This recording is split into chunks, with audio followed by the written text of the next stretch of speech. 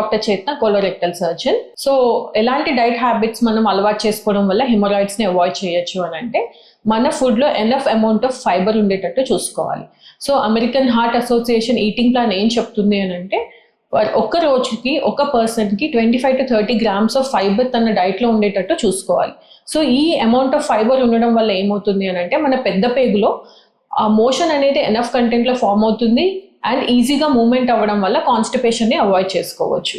దాంతోపాటు ఫైబర్ ఎందులో ఎక్కువ ఉంటుంది అని అంటే, ఆకుకూరలు అని అంటే అన్ని, పాలకూర, తోటకూర, అన్ని ఆకుకూరలు, అండ్ కూరగాయల్లో carrots, beans, potato, cauliflower, cabbage and మిగతా అన్ని ఫుడ్స్లో లైక్ ఆల్మండ్స్ కానీ, బ్రెడ్ కానీ, హోల్ గ్రెయిన్స్లో, బ్రౌన్ రైస్లో, వీటిలో ఫైబర్ కంటెంట్ ఎక్కువ ఉంటుంది. సో ఈ ఫుడ్ అనేది మనం డైట్లో ఇంక్లూడ్ అయ్యేలాగా చూసుకోవాలి. దాంతోపాటు హైడ్రేషన్ మెయింటైన్ చేయాలి. హైడ్రేషన్ అంటే ఒక average adult at least 10 to 12 glasses of water in a day తీసుకునేలాగా చూసుకుంటూ ఉండాలి. దాంతోపాటు మనం జంక్ ఫుడ్ని అవాయిడ్ చేయాలి, ప్రాసెస్డ్ ఫుడ్ని అవాయిడ్ చేయాలి.